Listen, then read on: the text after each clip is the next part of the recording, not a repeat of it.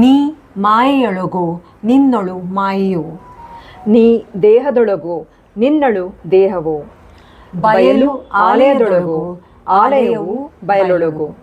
ಎಷ್ಟು ಅದ್ಭುತವಾಗಿ ರಚಿಸಿದ್ದಾರೆ ಈ ಕೃತಿ ಅಲ್ಲವೇ? ಹೌದು, ಇದನ್ನು ರಚಿಸಿದವರು ದಾಸರಲ್ಲಿ ದಾಸರಾದ ನಮ್ಮ ಶ್ರೀ ಕನಕದಾಸರು. 1509 ಹಾವೇರಿಯಲ್ಲಿ ಜನಿಸಿ ಜಗತ್ತಿನ ಉದ್ಧಾರಕ್ಕೆ ಶ್ರಮಿಸಿ 1609 ಲೋಕವನ್ನು ತ್ಯಜಿಸಿದರು. ಕನಕದಾಸರು ಶ್ರೀ ವ್ಯಾಸರಾಯರ ನೆಚ್ಚಿನ ಶಿಷ್ಯರು. ವ್ಯಾಸರಾಯರಿಂದ ಮಧ್ವತತ್ವಶಾಸ್ತ್ರವನ್ನು ಕಲಿತ ಕನಕದಾಸರು ಉಡುಪಿ ಶ್ರೀಕೃಷ್ಣನ ಅನನ್ಯ ಭಕ್ತರು. ಇವರ ಕೀರ್ತನೆಗಳ ಅಂಕಿತ ನಾಮ ಕಾಗಿನೆಲೆಯ ಆದಿಕೇಶವರಾಯ. ಜಾತಿ ಪದ್ಧತಿಯ ತಾರತಮ್ಯಗಳನ್ನು ಅಲ್ಲಗಳೆದರು.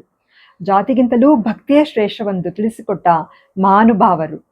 ಇದಕ್ಕೆ ಉಡುಪಿಯ ಶ್ರೀಕೃಷ್ಣ ದೇವಸ್ಥಾನದಲ್ಲಿ ದೇವರು ಹಿಂತಿರುಗಿ ದರ್ಶನ ಕೊಟ್ಟಿದ್ದೇ ಸಾಕ್ಷಿ. ಇವರ ಮುಖ್ಯ ಕಾವ್ಯಕೃತಿಗಳು ಮೋಹನ ತರಂಗಿಣಿ, ನಳಚರಿತ್ರೆ, ರಾಮಧಾನ್ಯ ಚರಿತೆ ಮುಂತಾದವು. ಇವರು ಕನ್ನಡ ಸಾಹಿತ್ಯ ಲೋಕಕ್ಕೆ ಈ ಕೃತಿಗಳನ್ನು ಅರ್ಪಿಸಿರುವುದಲ್ಲದೆ ಸಂಗೀತ ಪ್ರಪಂಚಕ್ಕೂ ತಮ್ಮದೇ ಆದ ಕೊಡುಗೆಯನ್ನು ನೀಡಿದ್ದಾರೆ. ಸುಮಾರು 316 ಕೀರ್ತನೆಗಳನ್ನು ರಚಿಸಿದ್ದಾರೆ. ತೊರೆದು ಜೀವಿಸಬಹುದೇ ಹರಿ ನಿನ್ನ ಚರಣಗಳ, ಬರಿದೇ ಮಾತೇ ಕಿನ್ನು ಅರಿತು ಪೇಳುವನಯ್ಯ ಎಂದು ಹೇಳುತ್ತಾ ನಾವು ಶ್ರೀ ಕನಕದಾಸರನ್ನು ಸದಾ ನೆನಪಿಸಿಕೊಳ್ಳೋಣ.